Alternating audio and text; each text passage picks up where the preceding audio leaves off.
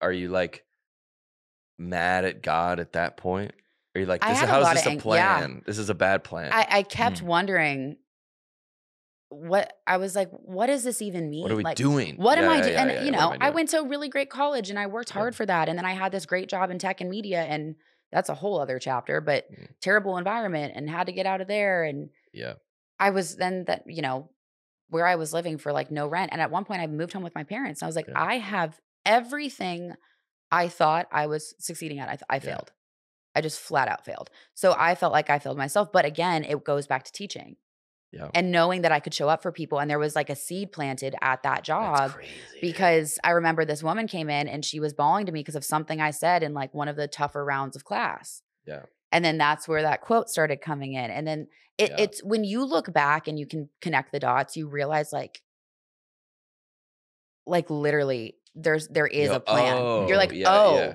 And I see it now. And that's why it's just like keep walking, like keep going because you have to. Yeah. Well, you look at Dave Ramsey? He's like a financial guy. He's he's always on the radio, and he's telling people about their finances, and everybody's caught in debt, and they're $100,000 over it. And they feel like it's never they're never going to get out of it.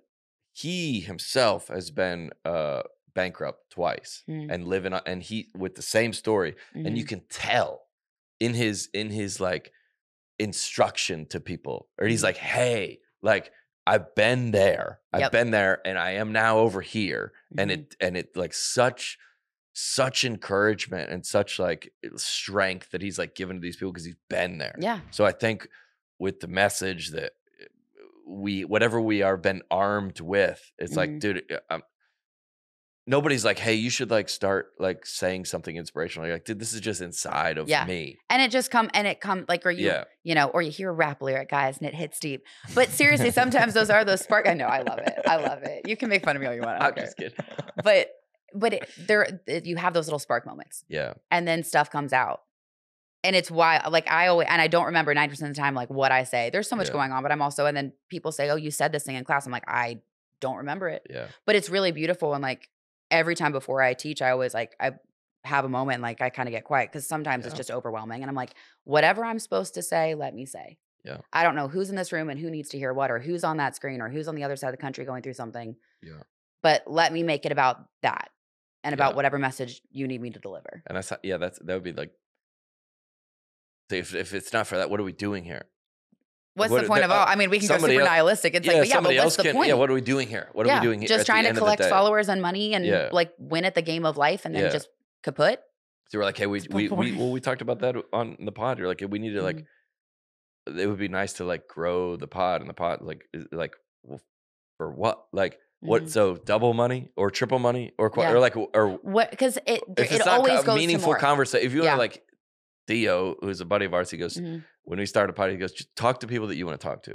Yep. And the people will hear it and will be able to tell. And the audience will, that audience builds. Like if you have to force it or try for it, it doesn't work because it's not authentic. Yeah. And if anything right now, we just need authentic human connection. Which is I feel like crazy because it's like the for opposite of like Hollywood. Yeah. Or like what and that, like not Hollywood, because I have a lot of friends out there too. Yeah. And no, and there are good people, guys, in Hollywood. There are really lovely people. Yeah. Just not a lot, but just some. There's some. There's a small little grouping that's awesome. What all these people, but me too. We're fans of people too. Yeah. I follow, and I go, man, I just like that guy. Why? I don't know. I like what I like his energy. I like what he's about. Like when I press, it's probably the same with you. When I press publish on a video or it's done. For me, it's done. Whatever y'all want to do with it. Yep. Whether it's going to do well or not, or what someone's going to do about it's going to be reposted, or if I'm going to get that's not really up to me. I was like, dude, I like to like do it. I just like to do it. And we were talking about last night about country music because we're watching all those up and coming artists. I go, dude, it's so hard. It's so hard to get from where those artists were last night to where Taylor Swift is. Which that's beyond to at least money. Yeah. Or and if you're in it for ultimate like fame, or it's like it's not gonna work. It's and you'll not get gonna it last. for a second. No, and it'll I've seen this with so many people who had it as kid actors who were friends, and it's heartbreaking because they're still reeling from the fact they tasted it, but it wasn't them.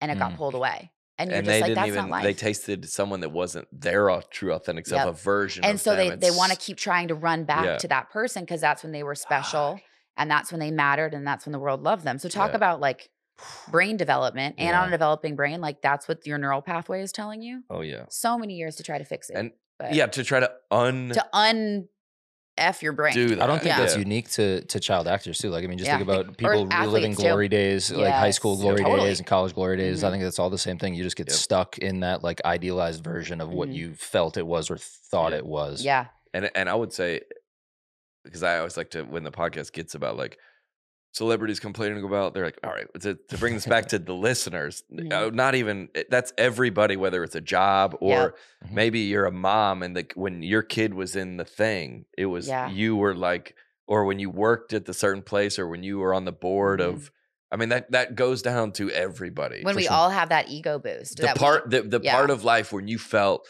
maybe you were in high school or college and you were on your prime, the team, whatever you decide that is. Yeah, the concept of prime is dangerous. That's the problem. Yeah. Because everything, like there was this cool actors roundtable they do right around like award season. It was Tom Hanks was talking to all the guys that were nominated. Yeah. And he was like, what's one piece of advice that you would tell someone that was younger? And he was like, it's this too shall pass. Yeah. And it's true. The good stuff, when you're on the top of the world and everybody loves you and everyone's exalting your name, that's great. It is. We snuck it in there, guys. It's in Elijah and Whatnot. It's in Elijah and Whatnot. Oh, I love it. Yeah. But it's true. The good stuff and the negative stuff as well. Like, not everything will go away. You get one moment. You get one shot. You get one opportunity. Yeah. Guys, that like full. That is, tell me you do not want to like just crush the mic when that happens. That will make you just punch it back. Dude, I might get one right now. I know. Well, we got it. No, all right. So yeah, all that you go, this exists in the time that it exists in, and it's not for better or for worse. The depression, that stuff, life, it just goes on. And think about a guy like Tom Hanks who said that. He's like, dude, I've seen it all. I've seen it all. Yeah. And or like Robert Downey Jr., who's dealt with so much and had like a career comeback that nobody thought. Yeah. But he was canceled, shunned. Oh yeah.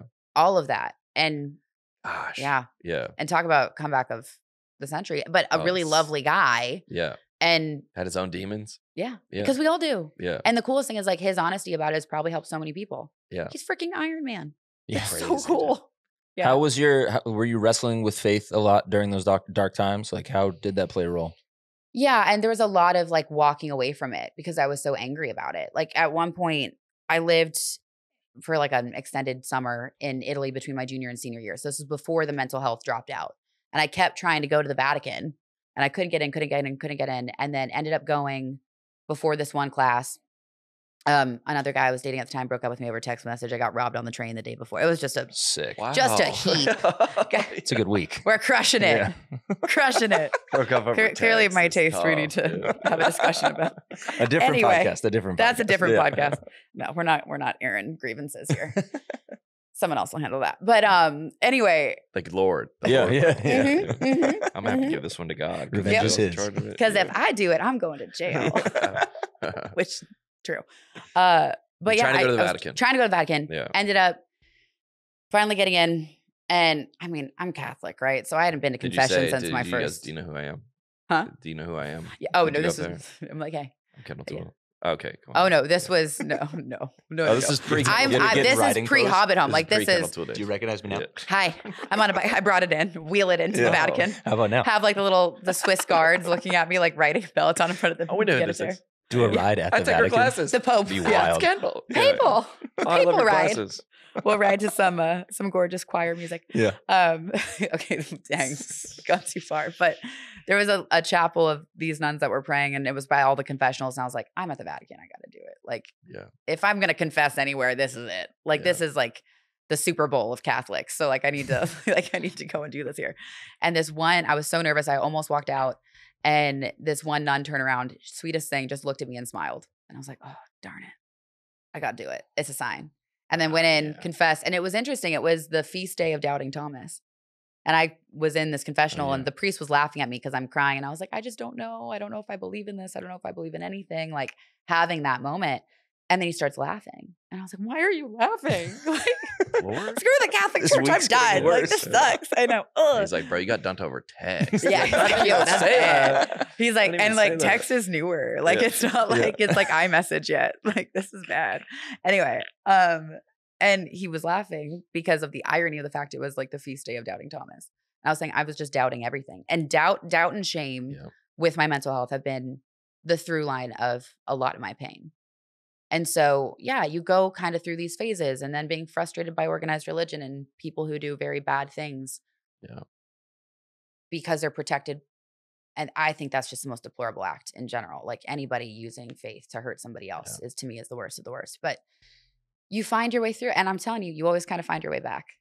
And this past year was really tough. But that, I was like, oh, there's a Bible. I should probably read it.